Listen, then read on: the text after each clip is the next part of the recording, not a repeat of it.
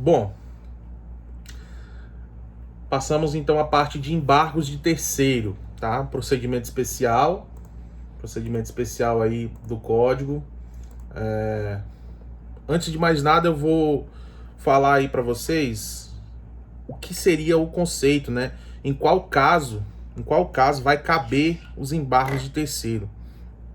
Embargo de terceiro, pessoal, imagine aí uma situação de constrição judicial. Então, vocês que acabaram de ter aula aí sobre execução, eles vão lembrar ainda das constrições judiciais. Então, geralmente, daqui a pouco a gente vai falar muito sobre isso, mas geralmente o embargo de terceiro ele ocorre dentro do processo de execução. Você tem um processo de execução em trâmite.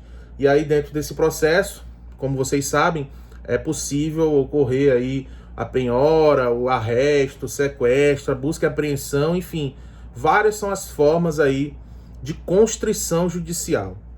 O lance aqui, em relação aos embargos de terceiro, primeiro, ele tem natureza jurídica de ação, tá? Então ele tem uma característica de ação. Ele não é defesa. Não confundam embargos de terceiro com embargos à execução, com embargos à penhora. Não é isso. Ele tem natureza jurídica de ação. Tanto é que ele está previsto lá como um procedimento especial, tá? Então ele está previsto como um procedimento especial. Então ele é ação, tá? Ele é ação. Então ele é feito por uma petição inicial, inicia um processo novo. E aí vocês imaginam uma seguinte situação, né? Você tem uma pessoa que está sofrendo um processo de execução, tá? Então você tem o João e a Maria. A Maria está cobrando o João. E aí o João, vamos usar daqui. A Catrine está cobrando o Bismarck, tá? Catrine está cobrando o Bismarck não está conseguindo ouvir direito aí na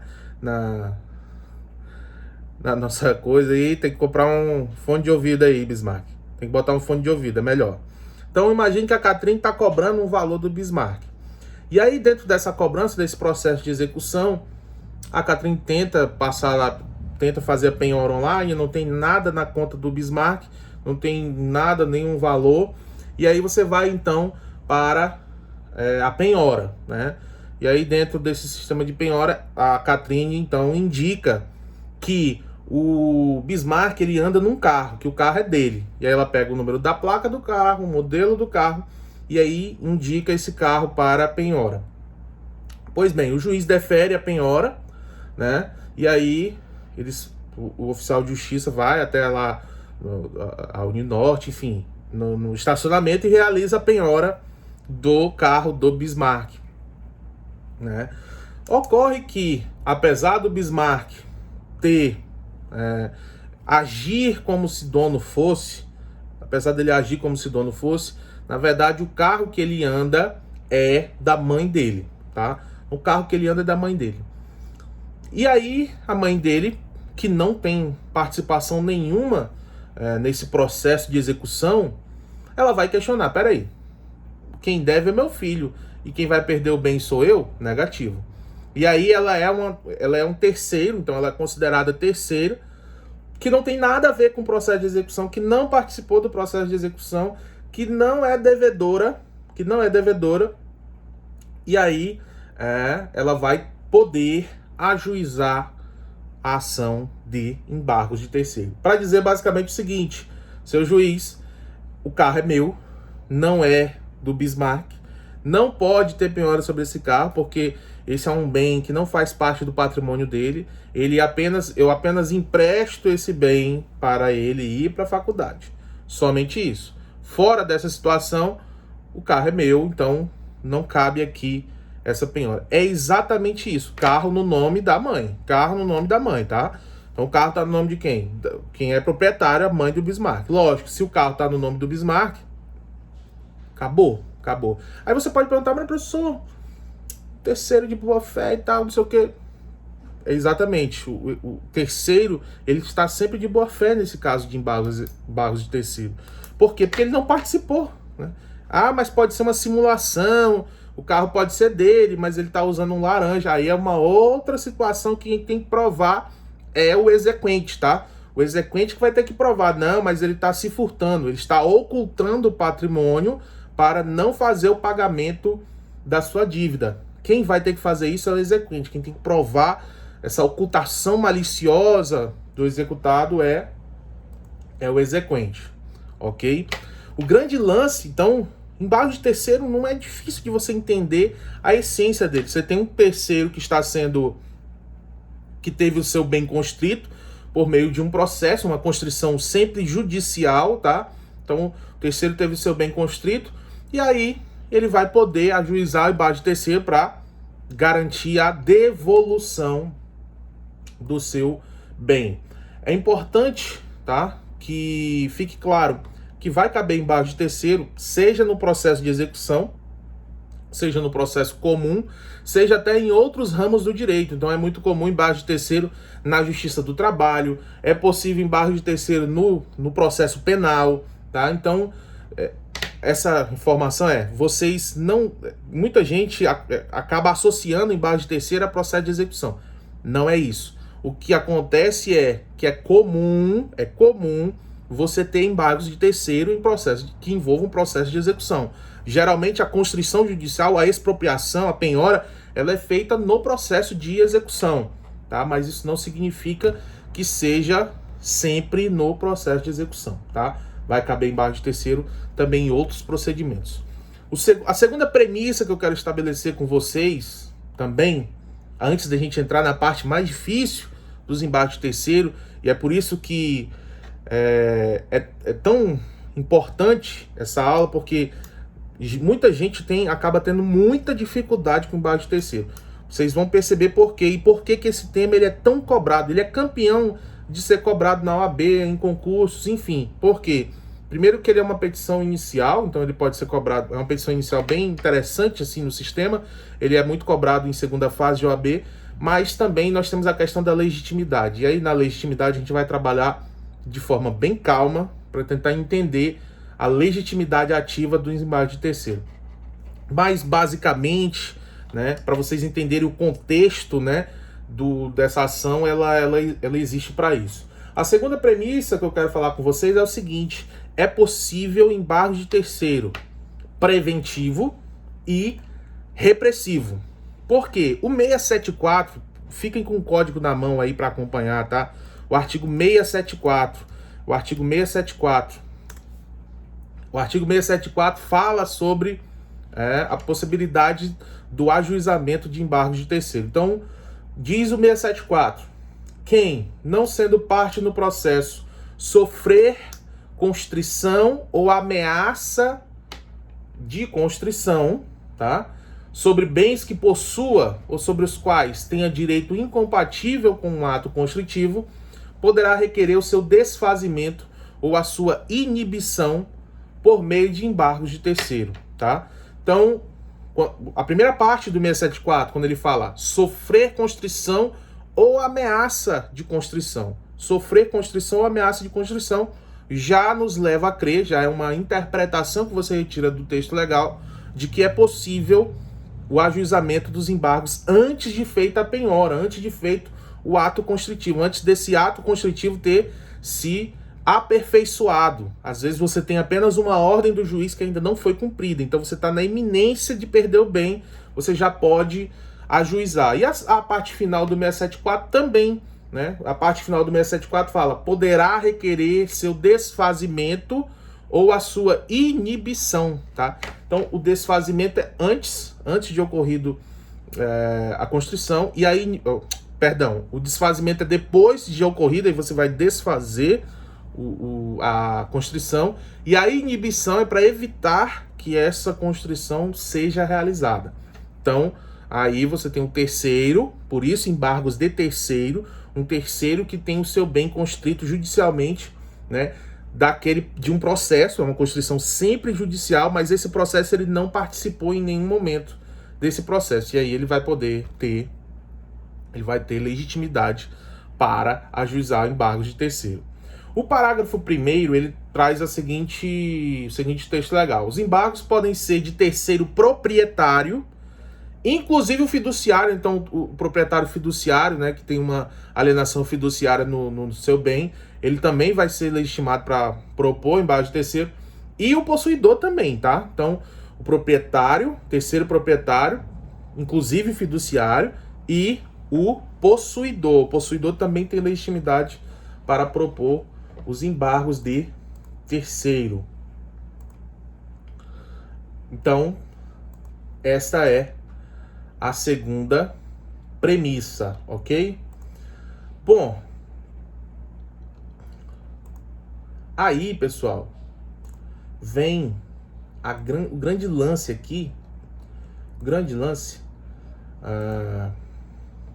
que é a análise da legitimidade ativa, tá? A análise da legitimidade ativa. Legitimidade ativa dos embargos.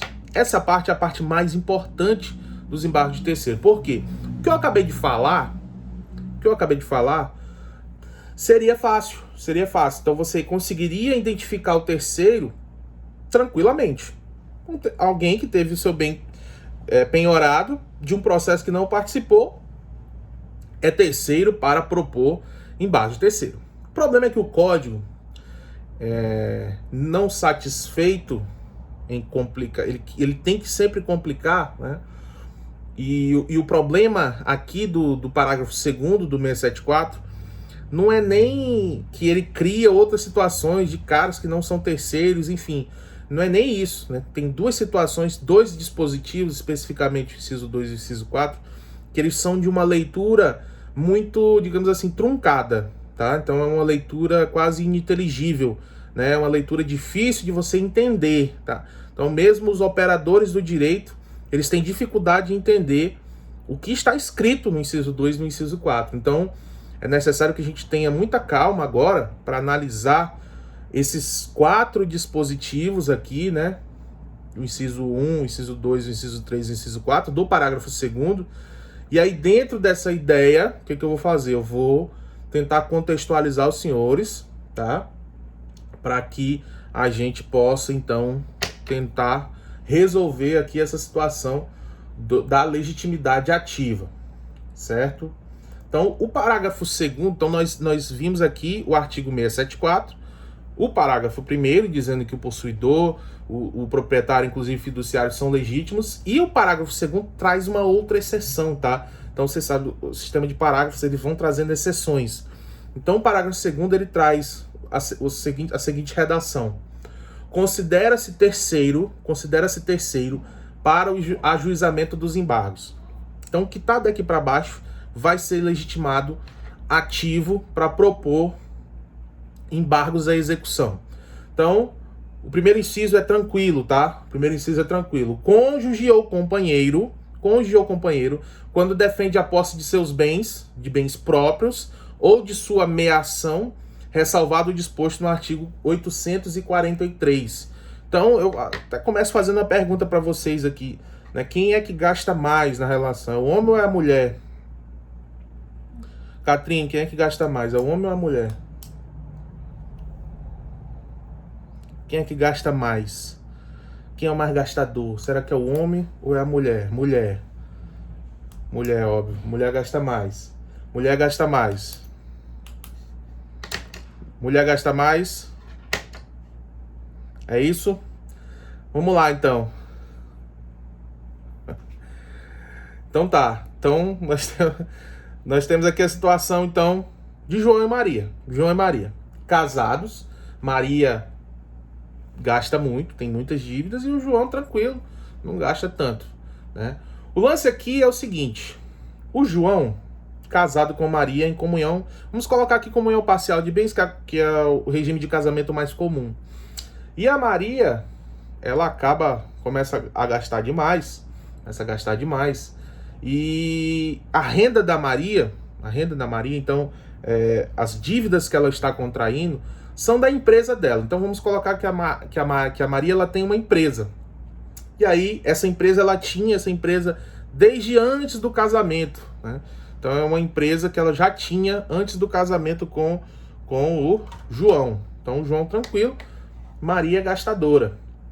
A Maria gastava primeiro o dinheiro todo do João, aí depois ela ia pro dinheiro da empresa. E aí, em nome da empresa, imagine que seja uma empresa individual, ela seja empresária individual, então os bens, a responsabilidade, né, ela é ilimitada, então ela se confunde, os bens da Maria se confundem com os bens da empresa. E aí dentro desse sistema, a Maria começa a fazer várias dívidas. Mas antes dessas dívidas, João e Maria compraram um imóvel, uma casa de praia, numa cidade chamada Maracajaú, em Natal. Casa de praia em Maracajaú, em Natal. Essa casa de praia no valor de R$200 mil. Então compraram a casa de praia no valor de R$200 mil, os dois aí depois do casamento. Aí, passado alguns anos, os credores da Maria ajuizam uma ação contra Maria, dizendo o seguinte: olha, a sua dívida, Maria, conosco é de R$200 mil. Nós estamos cobrando aqui a dívida. Na pesquisa, encontra-se então esse imóvel, casa de praia, localizado em Natal, tem um valor venal de R$200 mil. E aí você faz, então, a penhora desse imóvel. A penhora do imóvel. E aí, depois feita a penhora, você vai decidir se... Aí você tem uma ordem de preferência. Primeiro, a adjudicação, ver se o exequente credor quer fazer a adjudicação, ou seja, transferir aquele imóvel, como ele é suficiente para garantir o pagamento integral da dívida. Então, você pode, então, transferir aquele bem direto para o nome do exequente, tá? Se o exequente não quiser adjudicar o bem, então você passa para a próxima fase, que é a fase de alienação. A alienação que pode ser feita por iniciativa particular ou por leilão. Na alienação é a venda do bem, tá? É a venda do bem. Então vai levar o bem a leilão para fazer a venda do bem para garantir a satisfação do crédito. Ocorre o seguinte: o João também é dono da casa de praia. O João também é dono da casa de praia. Aí o João vai chegar e vai dizer: não. Beleza. Maria deve, Maria é gastadora. Ocorre que essa casa, eu tenho direito a metade da casa. Então, você pode até vender a casa. Beleza, pode até vender. Mas, R$100 mil é meu. R$100 mil diz respeito à minha meação. Então, você não vai poder utilizar os R$200 mil para garantir a dívida. Vai ser pago 100 mil, mas vai sobrar 100 mil de dívida ainda, porque eu tenho metade dos bens. Logo, o cônjuge vai ser legitimado para propor embargos de terceiro. Até aqui, tudo tranquilo? Se ele não quiser vender a casa, se o João não quiser vender a casa, ele pode pagar os 100 mil para o credor, e aí a casa fica sendo única e exclusivamente dele. Ele fica com a casa. Aí a casa não vai entrar na partilha do divórcio, tá? Que a consequência lógica do casamento é o divórcio, né? Então, no divórcio, essa casa vai ser só do João, tá? A Maria não vai ter direito à casa. A casa de praia. Certo? Primeiro tranquilo, né? O primeiro é tranquilo. O segundo ele é um pouquinho complicado. Vamos tentar descomplicar aqui. Lembrando que eu vou disponibilizar, se ele morrer, aí a Maria é herdeira, né? A Maria é herdeira se ele morrer.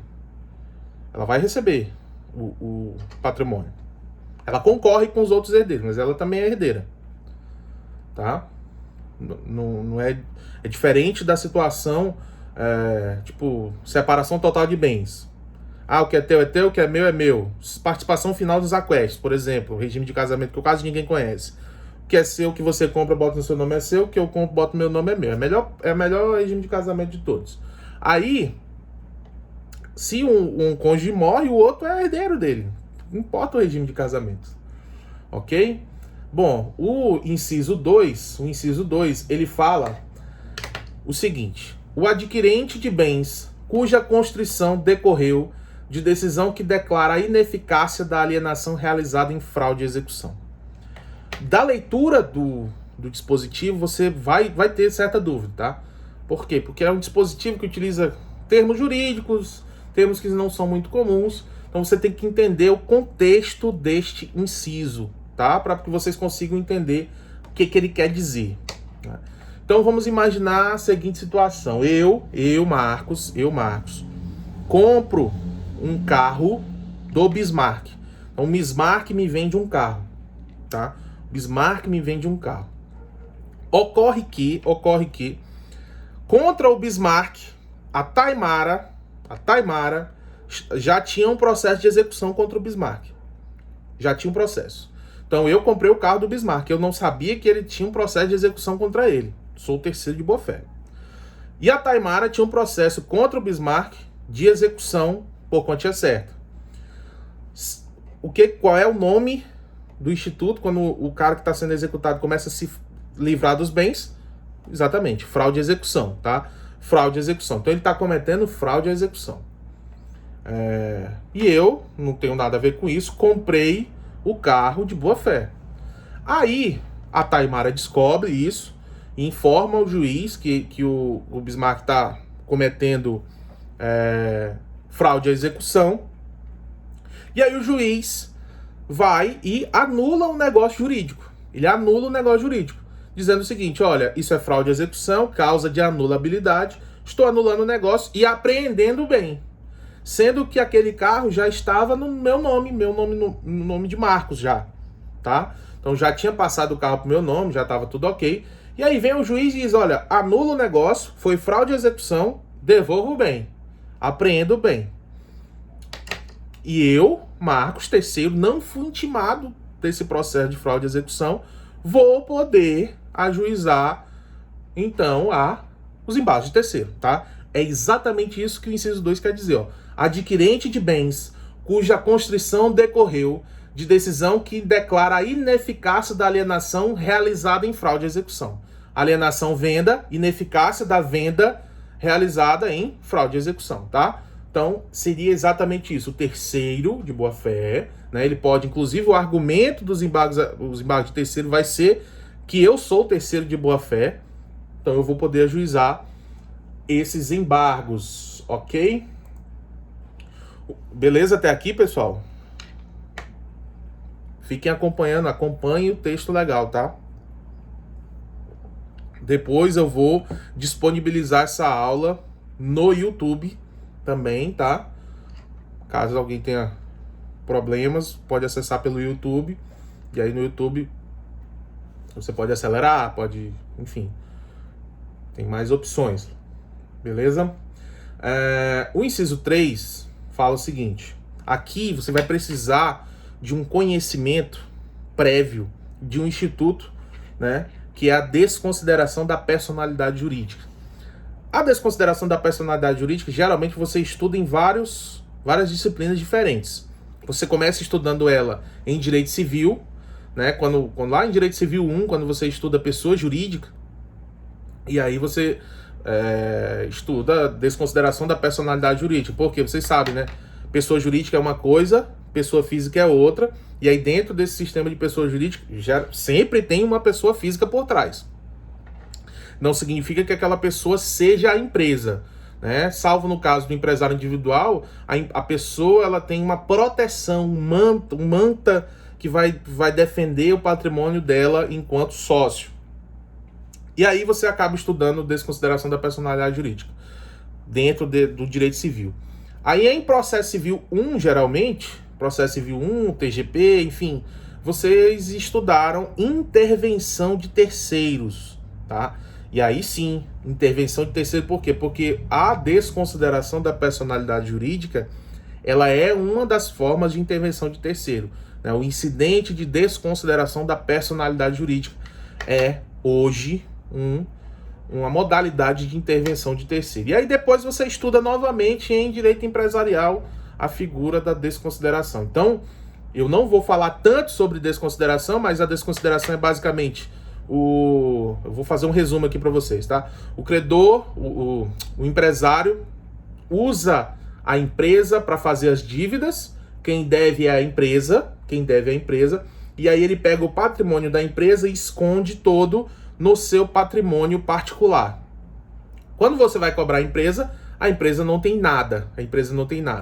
Depois de esgotadas as tentativas, você quer atacar o sócio, você quer atacar o dono da empresa, os donos da empresa.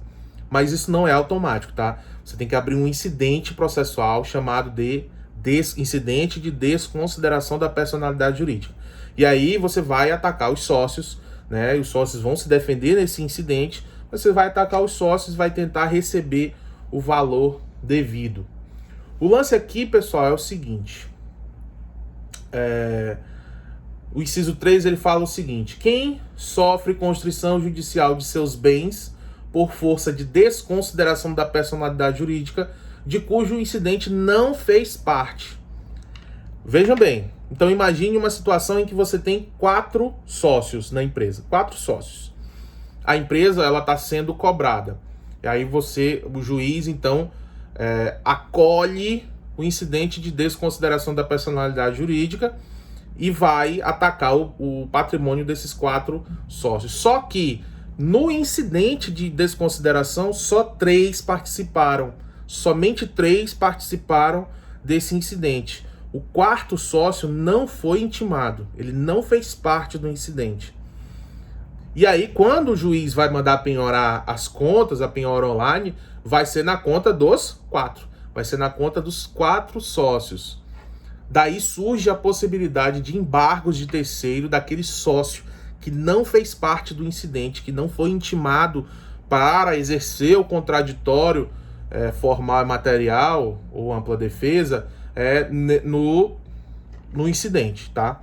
Então, diante dessa situação, o sócio vai poder ajuizar embargos de terceiro. O próximo caso aqui é o inciso 4. Ele é o inciso mais complicado de todos, né? Que envolve a legitimidade para os embargos de terceiro, que diz o seguinte, eu vou ler, eu vou até colocar aqui no chat para vocês, tá? Vou colocar no chat aqui para vocês. Eu vou ler ele e a gente vai, com calma, pensarmos em um exemplo para que vocês possam entender o contexto, tá?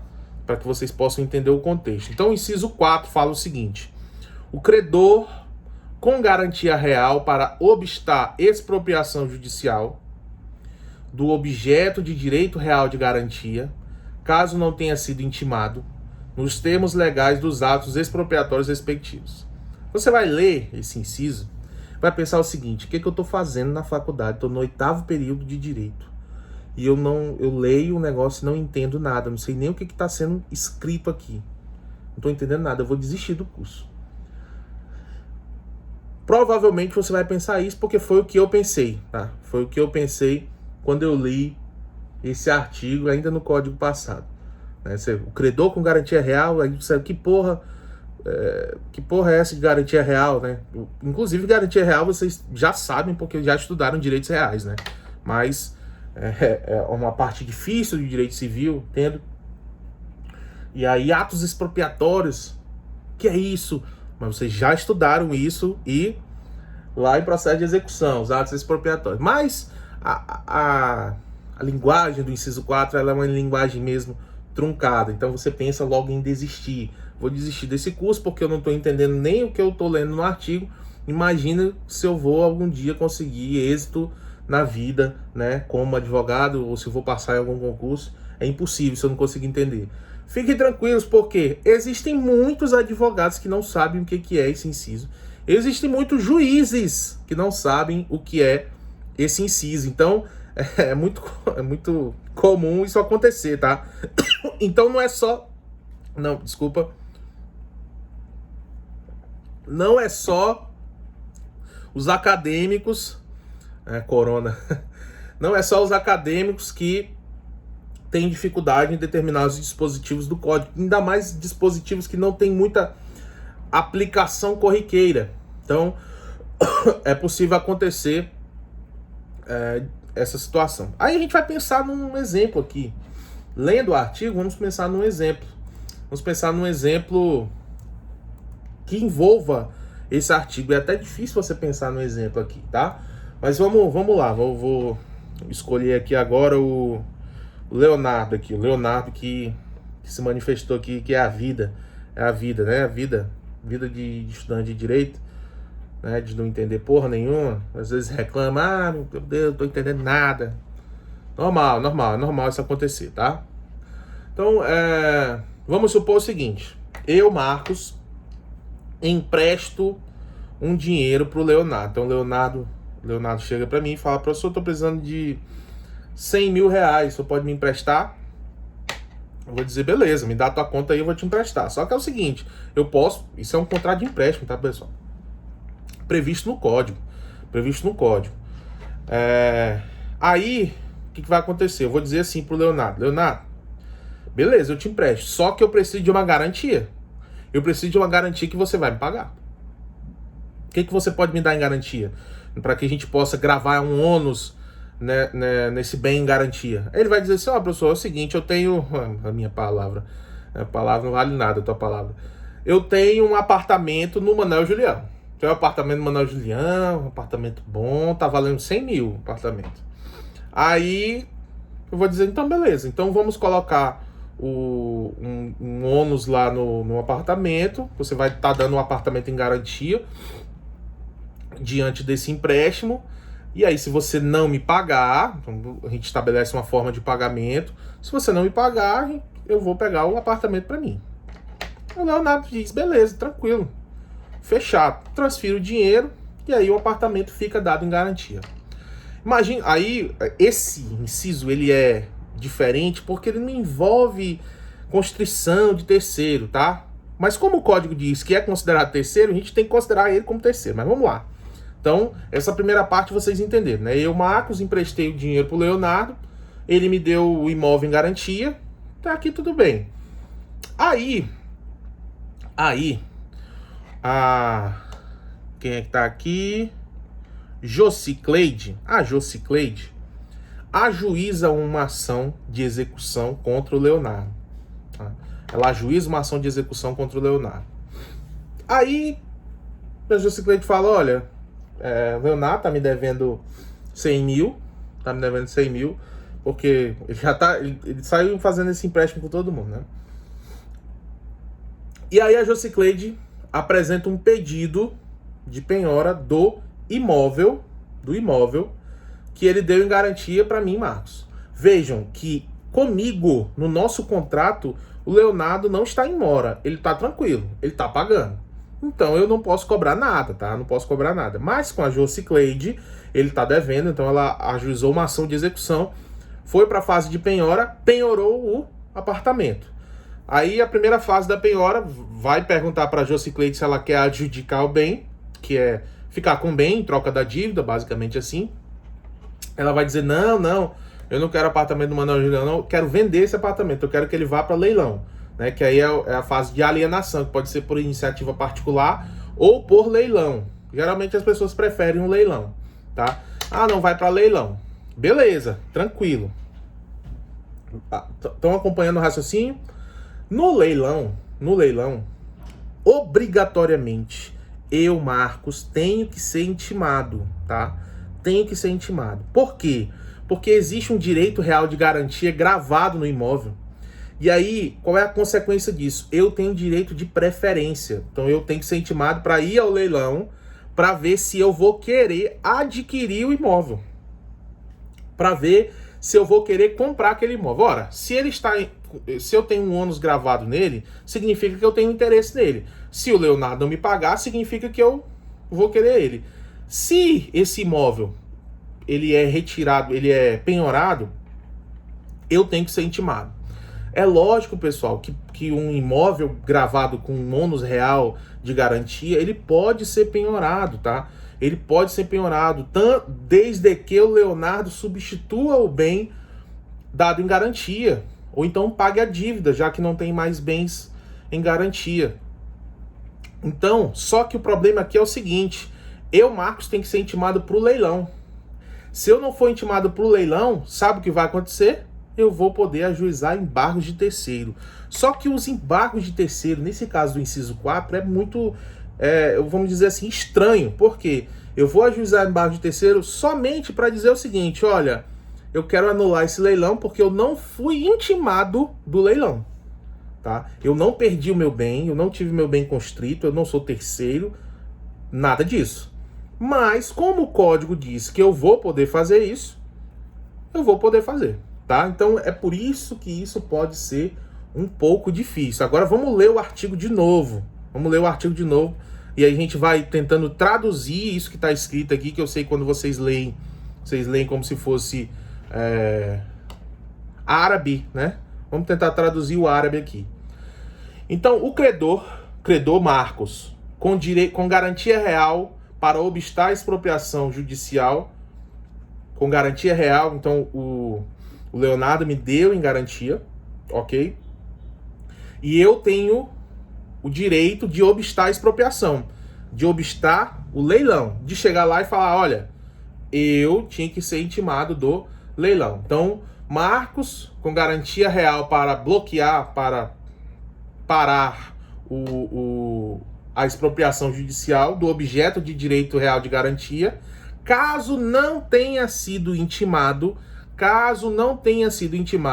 nos termos legais dos atos expropriatórios respectivos. Então, vai ter um leilão, o bem está dado em garantia para mim, e eu tenho que ser intimado para eu ir lá me manifestar, dizer, olha, tá aqui, o Leonardo vai colocar outro bem em garantia, ou seja, enfim, né? Por quê? Porque se ele não for intimado para fazer a adjudicação do bem, ele pode apresentar esses embargos de terceiro e alegar que não foi dada preferência, ou mesmo que o devedor, o Leonardo, tem outros bens. Então eu, Marcos, posso chegar lá no leilão e dizer, ei, peraí, não faz não, tá? Não faz não. Eu quero adjudicar o bem, então eu vou pagar o valor. Ou eu posso dizer o seguinte, o seu Leonardo tem outros bens para dar em garantia, tá? O seu Leonardo tem outros bens para dar em garantia. Então não mexa no meu apartamento do Manuel Julião não, tá?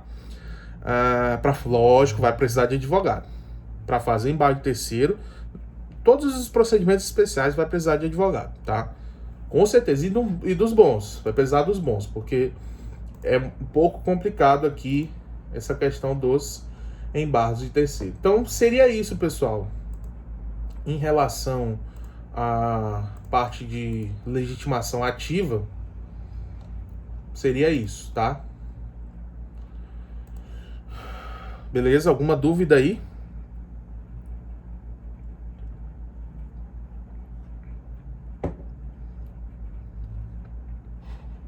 Tranquilo? Podemos avançar então? Aí vem a pergunta, tá? Por quê?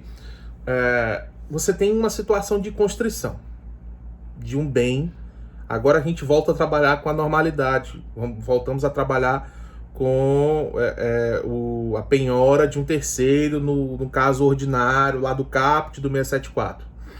Aí imagine o seguinte, para o juiz penhorar o bem de alguém que não faz parte do processo, alguém indicou esse bem. Foi culpa de alguém.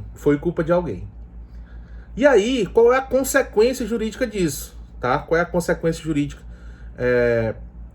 Porque quem deu causa? Porque você tem um processo de petição inicial, sentença e honorários advocatícios e você tem custas processuais. Quem é que vai pagar os honorários e as custas processuais nos embargos de terceiro? E aí vem essa situação em mente. Então, a gente precisa analisar isso.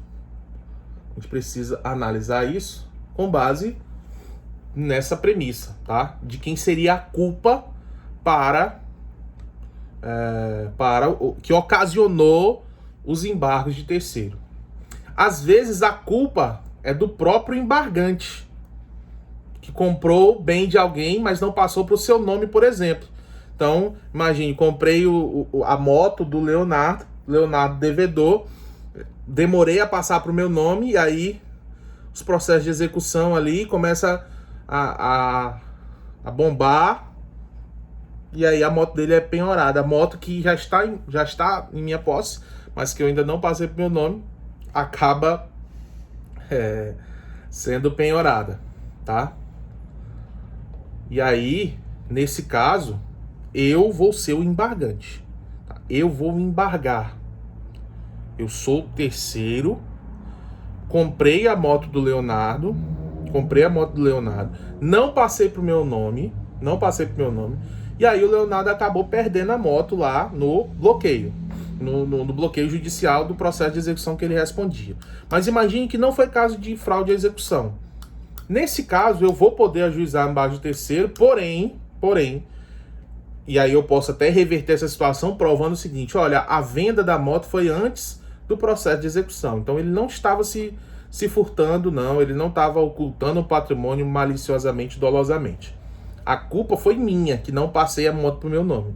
E aí eu vou ganhar a moto de volta, provavelmente, mas eu vou ter que pagar honorários advocatícios, tá? Por quê? Porque foi eu que dei causa a aquela constrição. E aí nós temos também a situação aqui, no caso dos empreendimentos imobiliários, tá, pessoal? Né?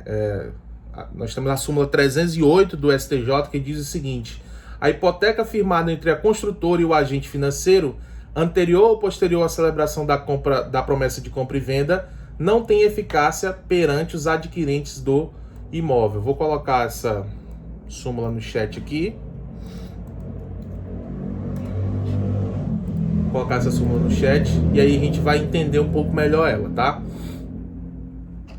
Imagine um empreendimento, e aqui no Acre nós temos situações muito parecidas com essa, tá? O que acontece? A empresa construtora, ela não tem capital de giro para poder começar a construir empreendimento. Então o que ela faz? Ela começa a construir e ela vai pegando financiamentos na Caixa Econômica, por exemplo. Ela vai pegando financiamento na Caixa Econômica e aí ela vai dando o próprio bem em garantia. Caso ela não pague o financiamento, o próprio bem está em garantia. O que acontece aqui é o seguinte: no mesmo tempo que o bem está em garantia com a Caixa Econômica, ela está vendendo esses apartamentos para terceiros. Então as pessoas estão comprando os apartamentos, então ela vai fazendo prédios, vai vendendo os apartamentos, e aí ela pegou esse financiamento e deu em garantia os próprios apartamentos. E aí, se a empresa for à falência, o banco executa e antes dessa súmula 308, o comprador perdia, tá? O comprador perdia o imóvel. Ele comprava o imóvel, pagava o valor referente ao imóvel e sem ter culpa nenhuma, ele perdia o imóvel. Porque a empresa que construiu entregou aquele imóvel em garantia, veio a Caixa, executou e pegou o imóvel. E o terceiro, que era o proprietário, né, que tinha comprado comprou lá o imóvel, saía no prejuízo. Isso aconteceu, tá, pessoal? Até o STJ bateu o martelo, né, editou essa súmula e aí nas decisões começou a entender, né, à luz da função social da posse, né, que o consumidor ele não tem responsabilidade sobre o negócio feito entre a construtora e o banco, tá? Então, os argumentos foram esses, né, em razão da função social da posse, neste caso. Ok? Bom, aqui a competência, a natureza jurídica dos embargos de terceiro, eles têm natureza jurídica de ação autônoma, tá? Então, ação autônoma.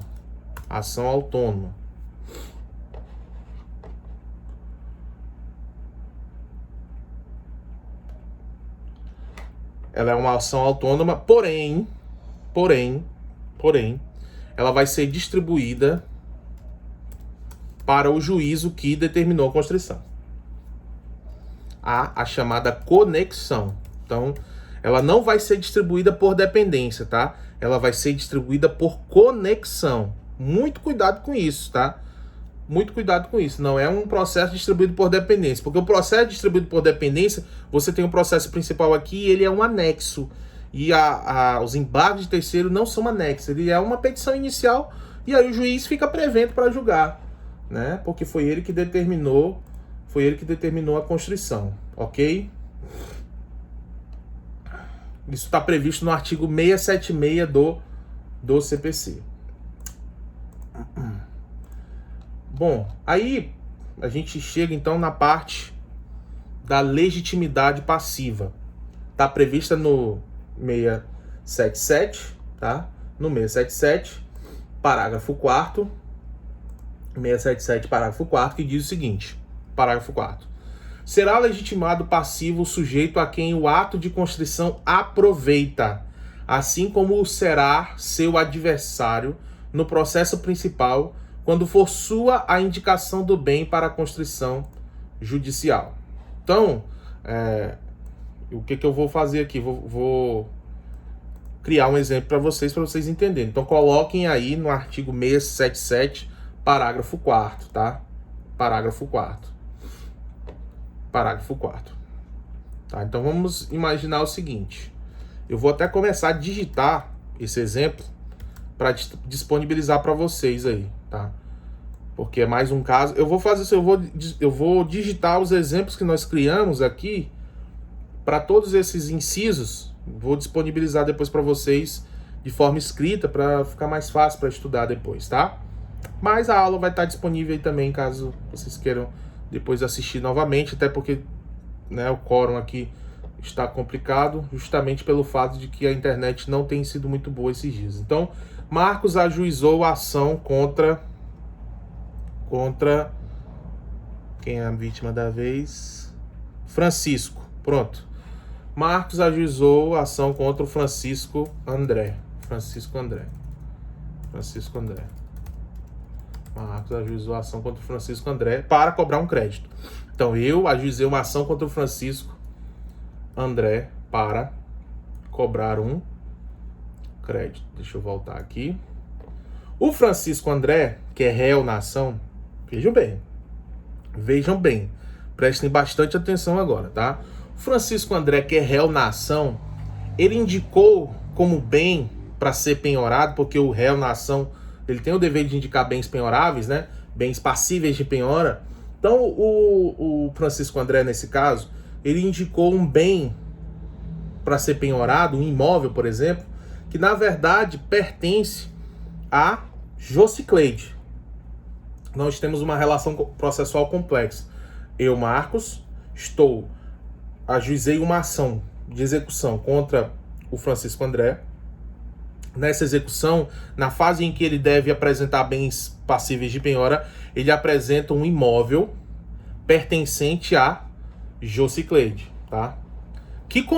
A Josicleide comprou esse imóvel do Francisco André antes, mas, enfim, Francisco André, de forma dolosa, indicou o imóvel da Josicleide, ok? Então vamos atualizar o nosso exemplo aqui. Aí a Josicleide vem e apresenta embargo de terceiro. E aí, quem é que vai ser o réu nos embargos de terceiro? Por quê? O parágrafo 4º diz o seguinte: será legitimado passivo o sujeito a quem o ato de constrição aproveita. Quando o código fala o sujeito a quem o ato de constrição aproveita, ele está dizendo daquele que vai se beneficiar com a constrição. Quem é que vai se beneficiar com a constrição? Eu, Marcos. Eu sou o autor da ação de execução, tá? Assim como será o seu adversário no processo principal quando for sua indicação do bem. Então vejam bem, em regra, o réu na ação de embargos de terceiro é o autor da ação de execução. Por quê? Porque é para ele que vai aproveitar aquela constrição. Porém, o autor e o réu serão réus no processo de embargo de terceiro quando for dele a indicação do bem. Então, vamos resumir novamente. Vamos lá. Quem é que vai ser réu? Fiquem com o parágrafo 4º aí, para o 677, parágrafo 4º, para vocês irem acompanhando, senão vocês não vão entender. Porque isso não é fácil, tá? Isso é difícil. Vamos devagar, tentando entender a situação. A pergunta é: quem é o réu no embargo de terceiro? Eu sou terceiro. eu estou ajuizando o embargo de terceiro. Nesse caso, no nosso caso hipotético, é a Josicleide. A Josicleide vai ajuizar o embargo de terceiro. A pergunta é, porque essa pergunta ela é fundamental. Se você erra o réu numa prova, game over. Se você erra um réu na prova comigo, game over. Se você erra o réu na OAB, game over. Então é game over sempre para quem erra o réu. Para quem erra o autor, para quem erra o réu, é game over. Então, a pergunta é essa. Quem é o réu? Quem é o réu? Aí você vai olhar para o processo principal. Nesse processo principal que gerou a Constituição, você vai olhar Marcos e Francisco André. Marcos e Francisco André. Aí você vai pensar, quem é o réu? Quem é o réu? Quem será o réu? Bom, o parágrafo 4º do 677, ele vai trazer duas regras diferentes, tá? A primeira regra é que o réu sempre vai ser aquele que vai se aproveitar, tá? O réu vai ser sempre aquele que vai se aproveitar da Constituição. Quem é que se aproveita da Constituição no processo de execução? É o exequente, tá? Então o exequente que pediu, né? Ele que vai receber o valor. Ele que vai receber o valor. Vou repetir o exemplo, então. Vamos lá. Eu estou cobrando do Francisco André um valor, tá? Eu estou cobrando 100 mil reais do Francisco André. Execução. Aí o Francisco André vai e indica para ser penhorado um imóvel pertencente a Josicleide. E ele faz isso de propósito, ele faz isso dolosamente. Por que eu dei esse exemplo? Porque a pergunta aqui é quem vai ser o réu na ação de embargos de terceiro. E o parágrafo 4º ele traz a resposta para essa pergunta. Vai ser réu aquele que o sujeito a quem se aproveita do ato de constituição, que é sempre o autor da ação, que é sempre o exequente. Porque quando é penhorado o bem de alguém, esse valor ou esse imóvel, ele vai pro exequente. Ele é o credor da ação. Então vai para ele. Porém, vai poder ir pro réu também. Então ele vai ser réu no processo de execução e réu nos embargos de terceiro. Que esse é o caso que eu acabei de falar para vocês aqui. É o caso do nosso exemplo. Eu ajuizei uma execução contra o Francisco André. Tá? Eu ajuizei uma execução contra o Francisco André. Aí chega na fase da execução que o Francisco André precisa dizer quais são os bens passíveis de penhora. O Francisco André dolosamente indica o bem pertencente a Josicleide. Quando a Josicleide vai ajuizar o embargo de terceiro, ela vai olhar para o 677, parágrafo 4, para ver quem vão ser os réus nesse embargo de terceiro. Ela vai olhar e vai dizer, será estimado passivo sujeito a quem aproveita, quem o ato de constituição aproveita. Então, Marcos vai ser sujeito passivo do meu embargos de terceiro. Assim como será o seu adversário no processo principal, quando for sua indicação do bem para a Constituição. Opa, quem indicou o meu bem para ser constrito, para ser bloqueado, foi o seu Francisco André. Então, o Francisco André também é réu nessa ação. Então, o seu Francisco André também é réu na ação. Por que isso é importantíssimo dos senhores saberem? Porque aquele que deu causa vai pagar. Aquele que deu causa vai pagar os honorários do advogado da Josicleide.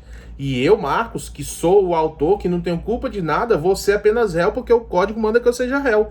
Mas eu não vou pagar honorários. Esse é o lance, tá? Nem custas processuais, tá? Então a Josicleide é réu na ação de execução? Não. Mas a fim de contestar algo, interpõe embargo de terceiro logo... Não, você não entendeu. O processo de execução... Você é o réu, Francisco André. Você é o réu no processo de execução. E eu sou o autor. Você é réu. Você é réu. E eu sou o autor. A Josicleide é terceira. Ela não tem nada a ver com esse processo de execução.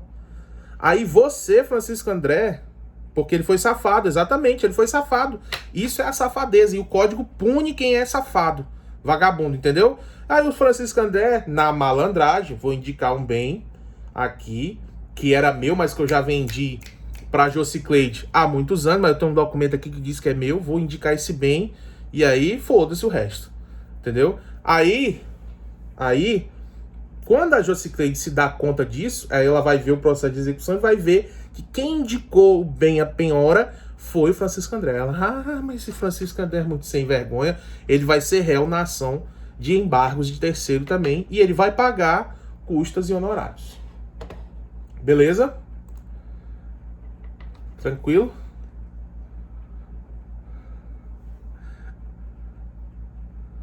Você é autor mesmo sendo a Josicleide entrando com embargo. Não, eu sou réu. Ó, vamos materializar isso aqui, ó. Ação de execução. Ação de execução. É porque a gente tem quadro, né? A gente tem quadro. Então, a ação de execução é Marcos versus Francisco André, tá? Então, na ação de execução, Marcos versus Francisco André. Marcos, autor, Francisco André, réu. Aí, o Francisco André, ele indica um imóvel da Josicleide para que seja penhorado. A Josicleide é terceira. Neste caso, aí vamos lá. Embargos de terceiro. Embargos de terceiro. Josicleide é a autora versus Marcos, que é réu, e Francisco André, que também é réu. Francisco André, que é réu, tá? Exatamente. O Bismarck matou a charada aqui. O Francisco André vai ser réu nos dois processos, porque ele foi safado. Agora, se a constrição se deu por um erro judicial, ou se a constrição se deu porque eu indiquei um bem que não era do Francisco André, aí não. Aí eu, Marcos, serei réu nos embargos de terceiro, mesmo sendo autor na ação de execução, e aí eu vou pagar custos e honorários ao final, se ficar provado aí que eu agi de má fé, enfim. E aí eu perder esta ação. Ok?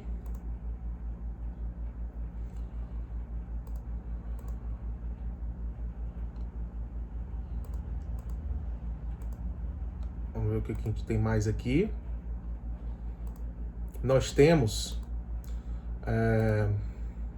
ainda o prazo, tá? Então, embargo de terceiro tem prazo. Nós temos o prazo ainda. Então, isso tá no 675. Réu do terceiro vai ser quem indicar o imóvel errado. Exato, tá? Só que, lembrem-se de uma coisa. Vai ser sempre o autor da execução, o credor, o exequente, sempre é réu nos embargos. Tá? Sempre. Por quê? Porque o código diz que vai ser réu aquele que se aproveita da constrição. E sempre quem se aproveita da constrição é o exequente, é o autor da ação de execução. E aí, aquele que indicar o imóvel errado também vai ser réu. Então, no caso do nosso exemplo hipotético, como o Francisco André foi ele que indicou o imóvel de forma dolosa, ele vai ser réu também. Mas, em regra, o réu na ação de embargos de terceiro é aquele que indica, é aquele que se aproveita da penhora, tá? Então, 675, pessoal, fala o seguinte, tá? Para a gente já chegar na parte final aí da nossa aula. Os embargos podem ser opostos a qualquer tempo no processo de conhecimento, enquanto não transitado em julgado a sentença, no cumprimento de sentença ou no processo de execução, até 5 dias depois da adjudicação, da alienação por iniciativa particular ou da arrematação, mas sempre antes da assinatura da respectiva carta. Então veja bem, vamos estabelecer uma divisão de regra de prazo aqui, tá? Vamos estabelecer uma divisão de regra de prazo aqui. Se a constrição, eu vou até colocar esse texto aqui para vocês entenderem melhor aqui. Peraí, deixa eu ver.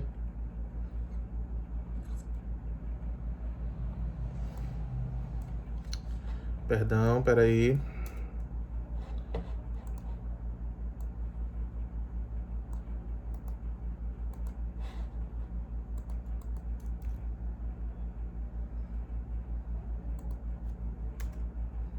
Ó, se a constrição atacada ocorrer no processo de conhecimento ou cautelar, né? É processo de conhecimento, né? O prazo para oposição dos embargos de terceiro é até o trânsito em julgado da sentença. Então, o 675, ele diz, olha, pode ser no processo de conhecimento, né? E aí você vai poder ajuizar o embargo de terceiro até o momento do trânsito em julgado. Se for no processo de execução, é possível os embargos de terceiro dentro do processo de execução. E aí, geralmente, esse embargo é feito na penhora, porque é possível, pessoal, é possível ser feito uma penhora, uma cautelar, uma tutela cautelar no processo de conhecimento, né? Bloqueia tudo até o final. E aí você já pode ajuizar embargos de terceiro, tá? Como eu falei, o embargo de terceiro, ele não é só no processo de execução, ele pode acontecer no processo de conhecimento também. Mas é mais comum no processo de execução. Então, dentro do processo de execução, você pode ajuizar embargo de terceiro.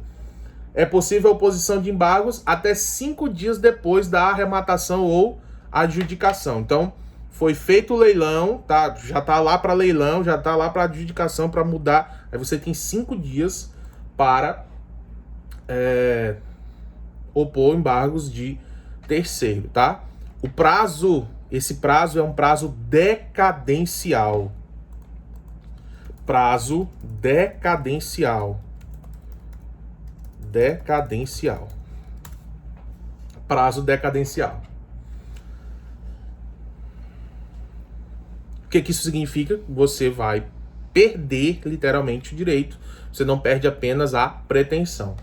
Aí, pessoal, vamos supor que o terceiro tem o seu bem constrito, ele vai para penhora, tá? Ele vai para penhora, e aí você não consegue a tempo ajuizar o embargo de terceiro. É feito o leilão, chega um camarada lá, compra o teu imóvel, mesmo tu não tendo feito parte do processo, ele compra o teu imóvel, e aí tu não ajuiza o embargo de terceiro, não quer contratar advogado, não quer pagar, o teu prazo é decadencial. Perdeu. É lógico que se alguém deu causa a essa constrição, porque alguém é culpado dessa constrição, tá? Alguém é culpado dessa constrição. Quem deu causa a essa constrição, você vai poder ajuizar uma ação contra essa pessoa, tá? Só que é uma ação indenizatória.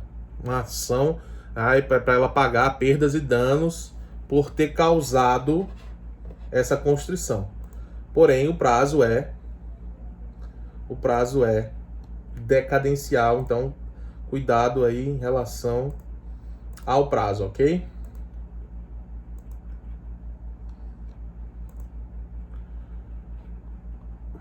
Certo? Bom, para a gente já chegando na parte final, para finalizar, vou falar um pouco sobre a petição inicial, procedimento, né? E sobre a resposta, a contestação aqui do embargado, ok? Que aí depois se transforma em procedimento comum. Então vamos lá.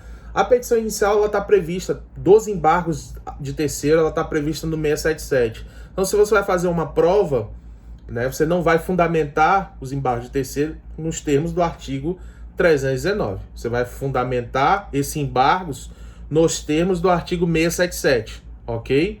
Então, nos termos do artigo 677, que diz o seguinte: na petição inicial, o embargante fará prova sumária de sua posse ou de seu domínio e da qualidade de terceiro, oferecendo documentos e rolos de testemunha. Então, ele tem que apresentar isso necessariamente. São condições da petição inicial, requisitos da petição, requisitos específicos da petição inicial de embargos de terceiro. Já o parágrafo 1º, ele diz o seguinte: é facultada a prova da posse em audiência preliminar designada pelo juiz. Então o juiz pode designar uma audiência preliminar, tá? Parágrafo 2º, o possuidor direto pode alegar, além da sua posse, domínio alheio. Então a alegação de domínio também pode ser alegada aqui. Parágrafo 3º, a citação será pessoal se o embargado não tiver procurador constituído nos autos da ação principal. Então você tem uma ação principal, né? Marcos contra Francisco André. O Marcos está, então, eu ajuizei uma ação de cobrança, enfim, está no juizado, não precisa de advogado. E aí um bem pertencente a Josicleide foi penhorado. Aí a Josicleide vem, ajuiza um embargo de terceiro, eu, Marcos, sou réu nessa ação, mas como eu não tenho procurador, como eu não tenho advogado na ação principal, eu vou ter que ser intimado pessoalmente, tá? Citado, perdão. Vou ter que ser citado pessoalmente. Se eu tenho advogado já na ação principal, aí a citação vai ser para o advogado. O parágrafo 4º diz o seguinte: será legitimado passivo o sujeito a quem o ato de constrição aproveita, assim como será seu adversário no processo principal quando for sua indicação do bem para a constrição. É a parte ali da legitimação passiva que a gente dividiu por uma questão didática, colocamos no estudo da legitimação ativa e legitimação passiva, esse procedimento, ok?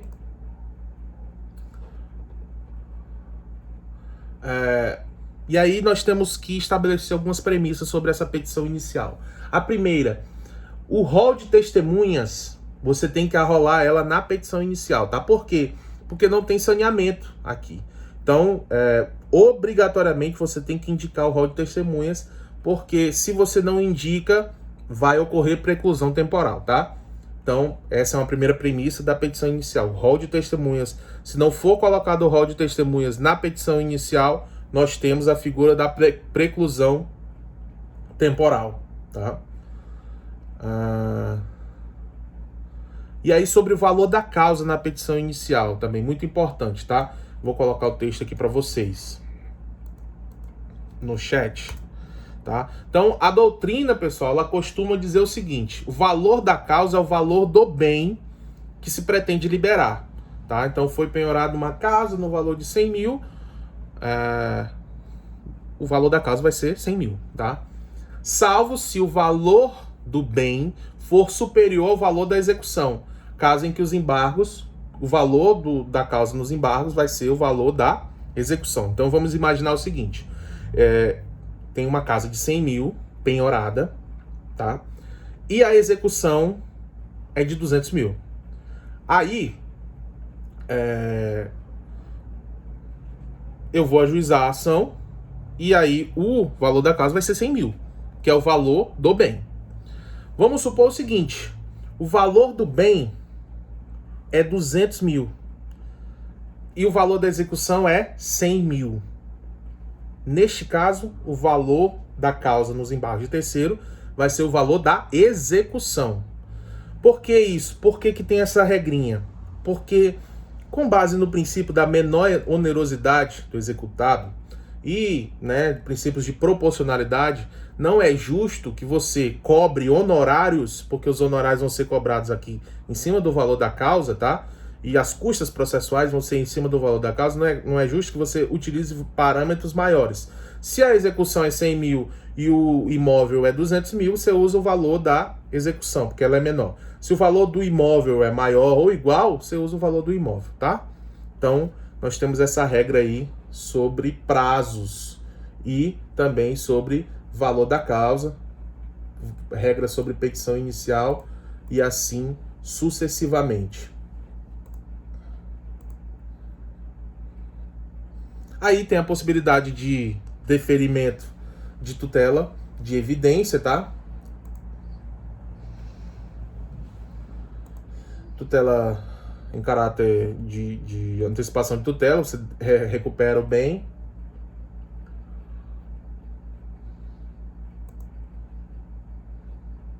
E aí nós temos a possibilidade de contestação, tá? Então o 680 dispõe sobre o que pode ser alegado pelo embargado contra o credor com garantia real, né? Então o embargado ele vai poder alegar, por exemplo, que